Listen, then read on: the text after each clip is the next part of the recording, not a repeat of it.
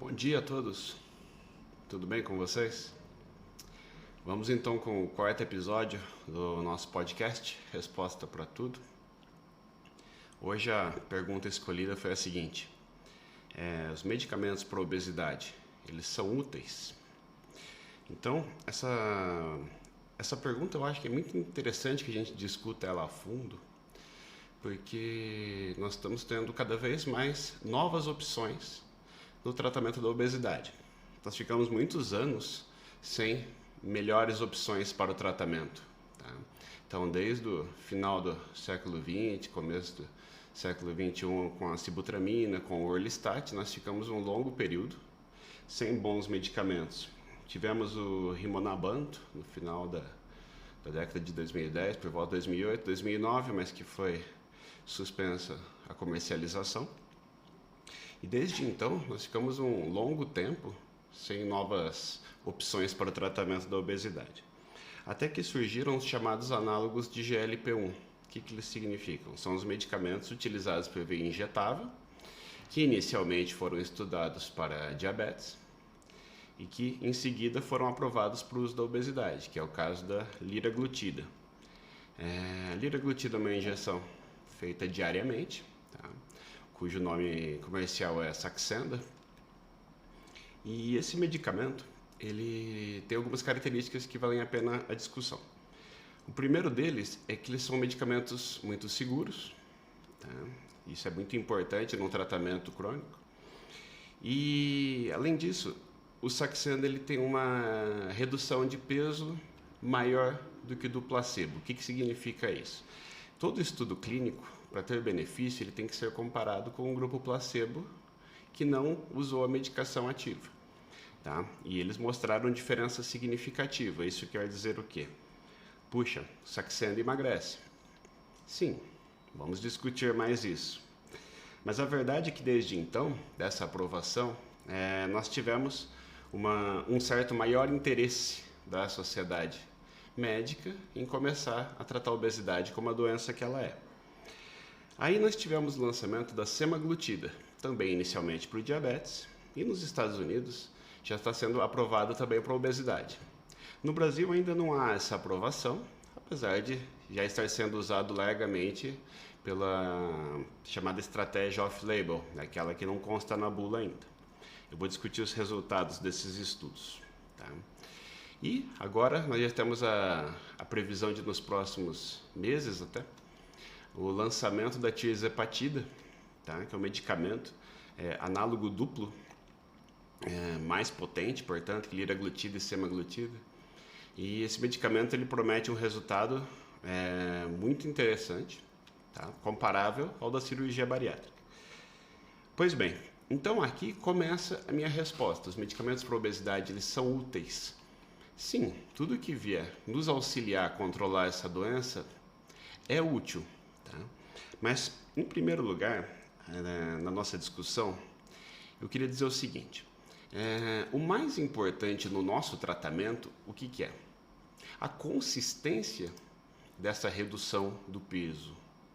Então, uma pessoa que decida perder peso, ela geralmente pensa apenas na redução do peso.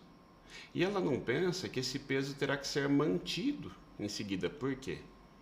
Porque o corpo entende, como nós já discutimos nos episódios anteriores, o nosso corpo entende que o nosso peso máximo na vida é o correto. Então ele sempre buscará retornar para o peso máximo. Então, se nós não estivermos munidos de um plano alimentar realista e eficaz, claro, seja ele com auxílio de medicamentos ou não, esse tratamento ele não vai ser efetivo no médio e longo prazo. Eu costumo perguntar isso para os pacientes: você quer só emagrecer? Ou você quer emagrecer e não engordar mais? E a resposta é óbvia. Porém, se nós não entendemos que tanto o tratamento para a redução do peso como para a manutenção do peso tem que ser um plano similar. Imagine assim, uma pessoa faz uma dieta bem radical, uma dieta cetogênica, por exemplo, que dá um resultado de curto prazo bem interessante. Só que essa pessoa vai conseguir manter no longo prazo essa dieta? Será que uma vez que ela chegue lá no peso desejado, ela vai conseguir mudar para uma dieta realista? Não, ela só confia na dieta cetogênica. Ela só confia na redução de carboidratos. Então, quando ela começa a fazer uma dieta mais realista, ela entende que ela parou de fazer a dieta. E essa aderência compromete todo o resultado. Porque grande parte daquele resultado ele veio do radicalismo da dieta.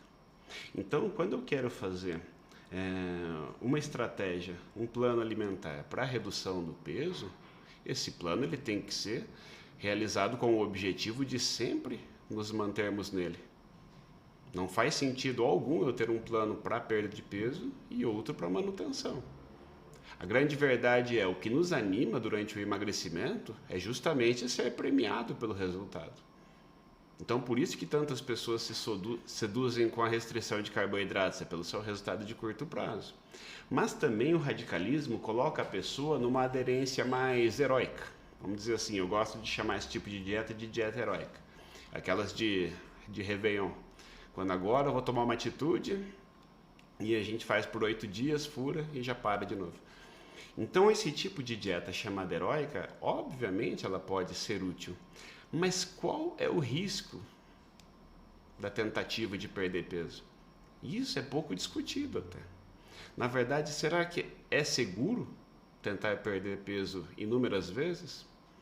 Você sabia que cada vez que nós perdemos peso, nós colocamos em risco a nossa massa magra. E a nossa massa magra que vai garantir o nosso metabolismo basal.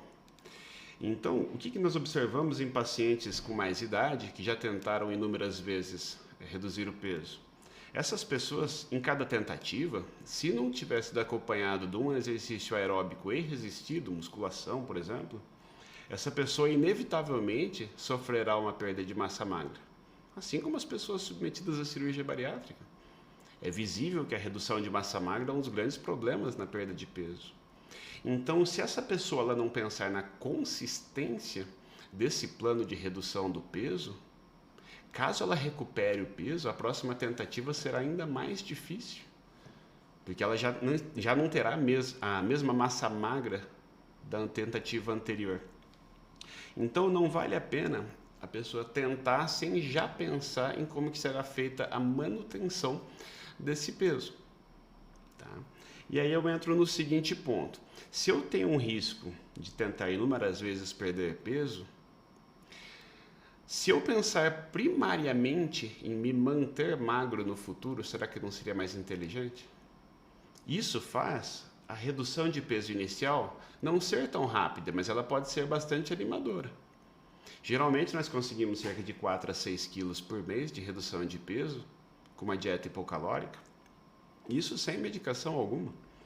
Naquela pessoa que entende que o comprometimento com a dieta é o grande segredo, que com certeza é um processo difícil, mas que é plenamente possível. Tá? Então, uma redução de 4 a 6 quilos por mês é uma redução bastante animadora até. Porém, essa pessoa, quando ela reduzir o peso até onde ela gostaria, ou mesmo que ela busque aquele objetivo de reduzir de 5 a 10% do peso, o que já melhoraria muito a saúde dela, essa pessoa chegará na fase de manutenção com uma dieta viável, com uma dieta realista. Hoje eu vejo que o grande mérito de quem consegue se manter no peso é a capacidade de retomar a dieta imediatamente. Então, sempre que nós nos aliamos com uma dieta radical, haverá um momento onde eu não conseguirei mais retomar a dieta de tão radical que ela é. Então eu posso retomar 1, 2 vezes, na terceira você já não tem a mesma força. Por quê? Porque é inevitável que um dia ou outro haverá algum deslize. Tá? É muito difícil ser disciplinado todo dia, todo o tempo. Então, essa capacidade de retomar a dieta é o grande segredo da manutenção do longo prazo do peso. Então, eu sugiro a todos os pacientes que eles reduzam o peso sempre pensando em como vão manter no futuro.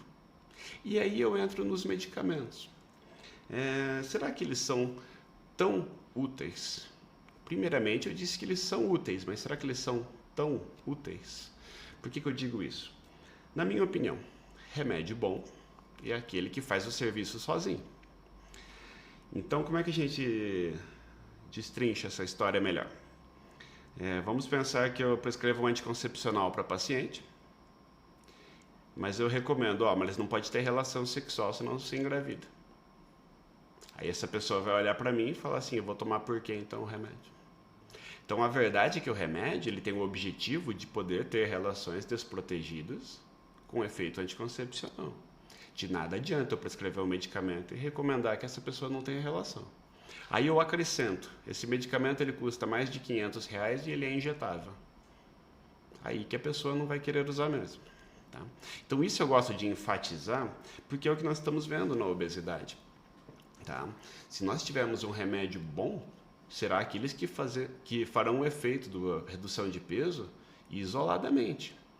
Vocês sabiam que todos os estudos que validaram o uso desses medicamentos para redução de peso, todos eles vieram associados com uma dieta hipocalórica? Em todos eles colocam nas letras miúdas do estudo, associados a um programa de exercícios físicos e a uma dieta hipocalórica. Mas eles colocam apenas como determinado medicamento reduziu tantos % do peso em tantas semanas. E compara com o gráfico do placebo e é uma diferença assustadora, como se fosse a maior panaceia do mundo. Pois bem, então se eu preciso fazer uma dieta hipocalórica ainda, vale a pena eu investir tanto dinheiro assim? Mas aumenta a chance de eu conseguir cumprir essa dieta. Sem a menor dúvida. Aí eu retorno lá naquela primeira discussão. Como é que eu vou conseguir manter um tratamento se ele for um tratamento tão caro? Eu não vou conseguir manter esse tratamento, não porque a dieta é radical, vamos dizer que a pessoa fez uma dieta mais realista, mais balanceada. Mas ela conseguiu apenas com um medicamento muito caro. Como ela pensou que seria apenas para emagrecer, ela conta os meses para parar de usar, porque é realmente caro. Possivelmente no futuro o preço vai reduzir, com certeza. Mas o que nós vemos hoje? Que se o meu plano é usar apenas para dar uma força no início, como dizem, ou só para perder peso, depois eu me cuido, isso não faz sentido algum. Por isso que eu tenho que pensar primeiro em como eu vou me manter magro no futuro. Tá? Senão, eu vou ter sacrificado um pouco da minha massa magra, eu vou me frustrar, tá? E vou sentir cada vez mais dificuldade a tentar reduzir o peso. Então entra uma relação chamada de custo-benefício. Tá? Então, existe custo-benefício no uso de medicamentos? Sim, se você considerar esses dados. Vamos lá. Por exemplo, o Saxenda, tá? O nome genérico dele é liraglutida, que é uma injeção diária, onde a dose alvo é de 3 miligramas ao dia. Você sabia que o estudo que validou ele mostra uma redução de 6% do peso em cerca de um ano. Se nós formos pensar isso um pouco mais detidamente, vamos entender que uma pessoa de 100 quilos, ela reduziria o peso para 94 quilos em um ano. Considerando que o Saxenda ele custa por volta de 900 a R$1.000 por mês nessa dose, eu gastaria R$12.000 para perder 6 quilos. Então, será que isso é viável? Isso que eu disse apenas para perder. Se eu só consigo manter a dieta no futuro com o uso do Saxenda, significa gastar R$12.000 ou R$1.000 por mês para sempre. Então, justamente não ter essa ideia de que o peso vai sempre querer retornar para o máximo, independente do tempo do tratamento, ao contrário do que sempre se discutiu, que depois de 2 a 3 anos o corpo acostuma com o peso, isso não é verdade, por exemplo próprio. Então eu gosto de falar assim por um motivo muito claro. Colocando os pingos nos is, será mesmo que há um custo-benefício nesse tratamento? Mas sem o medicamento eu não consigo reduzir o peso. Válido. Muito bem, só que você tem que se preparar para usar esse medicamento por tempo indeterminado. E é um custo inviável, sem dúvida. Se a gente for pegar as novas opções, como a semaglutida, conhecido como Ozempic, no Brasil está comercializada até a dose de 1 miligrama apenas. A dose de 1 miligrama, ela mostrou uma redução de 5,6 quilos em 10 semanas, o que significa 500 gramas por semana. Então, se nós pensarmos em meio quilo a cada aplicação, considerando que 1 miligrama custa por volta de 900 a R$1.000 por mês também, será que o resultado é tão impressionante assim? Então, Então nós estamos pagando um preço excessivo por uma redução que conseguiria ser obtida apenas com uma dieta comprometida, levando a dieta a sério, entendendo ela como um tratamento, certo? Então, quando eu tento desconectar o emagrecimento da manutenção, eu começo a pensar, tá, então eu vou ter que gastar R$1.000 por mês para sempre? Ninguém usa. Só que se a pessoa só consegue emagrecer com a ajuda de medicamentos, ela vai ter que usar, mas por tempo indeterminado. Tá? Uma coisa que não é certo a gente dizer, isso é uma coisa legal de discutir aqui, é a ideia de que quando a gente suspende o medicamento, o peso retorna. Muito pelo contrário. Em primeiro lugar, quem falou que nós temos que suspender o medicamento? Se é uma doença crônica, ela não tem por que ser suspenso o tratamento. A não ser que essa pessoa tenha um efeito colateral ou realmente não consiga pagar o tratamento. Se ela está tendo auxílio com o medicamento, por que a gente tem que suspender ele? Então isso vem da época que os medicamentos para obesidade eles eram muito arriscados. Especialmente na década de 90, com as formulações magistrais, onde se usava uma combinação de muitos medicamentos, muito perigosos até. Então ficou essa ideia de que o medicamento para obesidade ele é extremamente perigoso, então eu uso por um tempo e suspendo. Na verdade, não. Se eu só consigo ficar no tratamento com ele, eu tenho que usar ele por tempo indeterminado. Agora, nos Estados Unidos, foi aprovada uma dose mais alta da semaglutida. O nome comercial será Wegovy. Possivelmente no Brasil, ano que vem, nós já teremos nessa dose. O resultado dele é de 15% da redução do peso. Se considerarmos 15%, uma pessoa de 100 quilos, ela reduziria seu peso para 85 quilos. É uma redução bastante interessante. Está lá no estudo, associado a uma dieta hipocalórica, associado a um programa de exercícios, isso ninguém fala. Mas realmente foi obtida uma redução de 15%. Em quanto tempo? 68 semanas, pouco menos de 1 ano e meio. Então, se em 1 ano e meio a pessoa precisou para perder 15 quilos, ela perdeu por volta de 1 quilo por mês. Então, certo, ela perdeu 15 quilos, foi interessante o tratamento, ela está muito bem com 15 quilos a menos. Agora vamos lembrar quanto que custou. Agora estou falando da dose de 2,4 miligramas. Ela custa $1.300 por mês. Não falei reais, falei dólares. Então, possivelmente nós vamos ter no Brasil pelo custo de 5 a 6 mil reais por mês. 15 meses, 15 vezes 6 mil reais. Será que é viável um tratamento desse? Então nós sabemos que será que a gente precisa gastar um dinheiro tão grande desse, sendo que o que eu preciso é levar o plano alimentar a sério como realmente um tratamento? É difícil, sem dúvida, mas adianta eu usar só por um tempo e já pensar na hora de suspender? Certo? A gente tem essa opção, que virá também o ano que vem, chamado tirzepatida. O nome comercial será Mounjaro. Esse promete uma perda de peso de 22% do peso. Tá? Esse estudo foi obtido em 72 semanas. Traduzindo, estamos falando também de um pouco menos de 1 ano e meio. Então, em 1 ano e meio, eu reduzi 22 quilos, é maravilhoso. É o resultado parecido com a cirurgia bariátrica pela estratégia Sleeve. Então, não há dúvida que os medicamentos eles são úteis, apesar do custo-benefício ainda ser muito alto.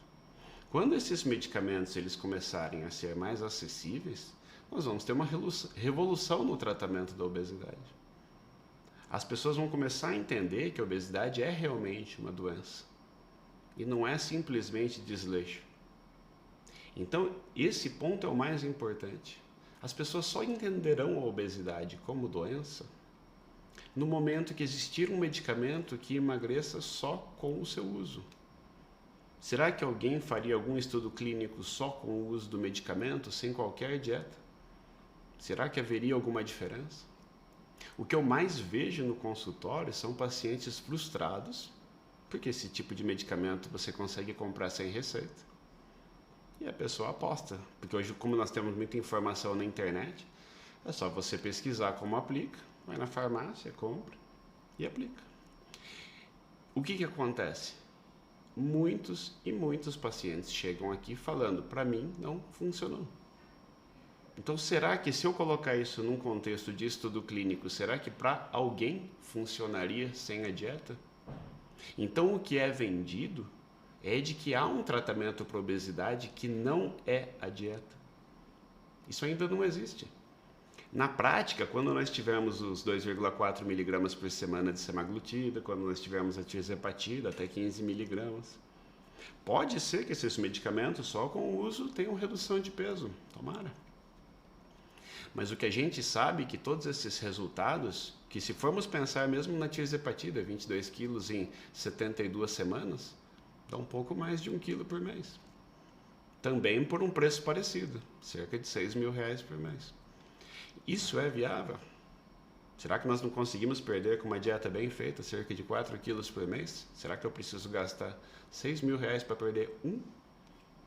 Então não me parece viável que hoje a gente diga que temos bons tratamentos. Não, nós temos novos tratamentos. Eu nem citei os atualmente disponíveis, como sibutramina, orlistat, mesmo o topiramato, que é usado de forma off-label. São medicamentos aprovados para a obesidade, sibutramina, orlistat, e são resultados inferiores.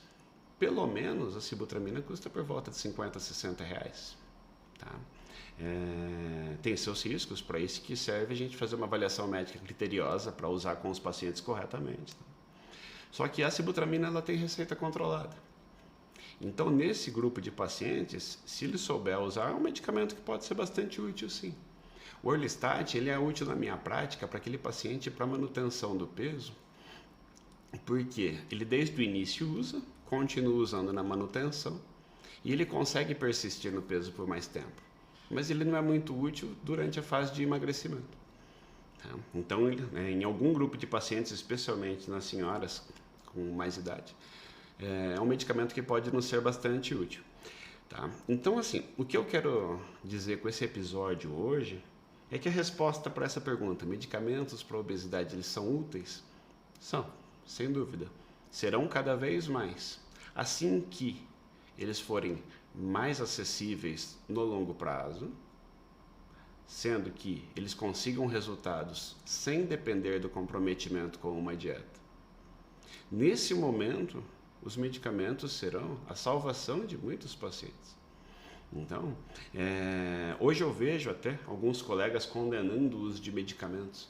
De forma alguma, se eu realmente entendo a obesidade como doença, qual é o erro de se usar medicamentos? Não é uso algum, se você souber usar e usar ele com responsabilidade. Tá? Então, hoje eu quero agradecer especialmente a Ivana, que perguntou sobre medicamentos recentemente pelo Instagram, por isso que a gente colocou essa pergunta em voga aqui. Tá? Aqui eu vejo uma pergunta aqui. Depois que consegue emagrecer o necessário, precisa continuar o medicamento? Isso mesmo. O que nós observamos? A pessoa ela tem que conectar o tratamento da perda de peso com a manutenção do peso. Senão, ela não vai conseguir ter o ânimo de continuar esse tratamento. Ela faz apenas enquanto vê resultado. Se aquele esforço todo servir para apenas me manter no efeito platô, apenas para manter o peso perdido, o que eu vou conseguir? Que essa pessoa volte a comer livremente, que é o que todos nós queremos. Então, isso é bem claro que fique. Eu vejo isso, muitos pacientes. Tá, mas e quando parar o medicamento? Isso é absolutamente inadequado. Tá? Outra pergunta aqui do Wagner. Nós perdemos peso, nós perdemos massa magra. Tá? Então, seria possível emagrecer e ganhar massa ao mesmo tempo? Ótima pergunta, Wagner. Aliás, Wagner, nosso recordista aqui do consultório, obrigado pela presença. Até comentar aqui, é um paciente que perdeu 51 quilos. Tá? Então, isso é muito gratificante para a gente saber o quanto esse paciente foi ajudado e até hoje ele consegue manter uma redução de peso muito grande. O que a gente vê, então? Quando nós perdemos peso, e existe um estudo comparando isso, há uma redução de massa magra, há uma redução de massa gorda, e você consegue atenuar a perda de massa magra com o exercício aeróbico. Quando é associado o exercício resistido, há casos em que a pessoa até ganha massa muscular percentualmente, realmente. Então, por isso que ambos os estilos de exercício são úteis, tá? Especialmente esse, onde há ganho de massa magra. Tá? Então, o exercício aeróbico, ele é extremamente importante, interessante, até para melhoria do sono, para melhoria do humor, para redução da ansiedade. Mas, se nós conseguirmos com a musculação, exercício resistido, um ganho de massa magra, nós conseguiremos um novo estado ainda mais estável. Tá? Por isso, uma ótima pergunta do Wagner. Tá? Então, hoje eu quero dizer uma mensagem final. Não condene o uso de medicamentos, mesmo pela sua família, pelos seus amigos. Saiba se essa pessoa está fazendo um tratamento responsável. Se ela está entrando num tratamento sem nenhuma dieta associada, avise ela, você não vai conseguir manter esse tratamento. Você pode perder por algum tempo o peso e não vai conseguir manter depois. E aí se perde mais um pouco de massa magra. Ok? Então eu quero agradecer a presença de todos vocês. Tá? Está sendo uma experiência muito gratificante fazer esse podcast. Quem quiser mandar sugestões de novos temas, estou aqui à disposição. Tá bom, gente? Então, um grande abraço para vocês.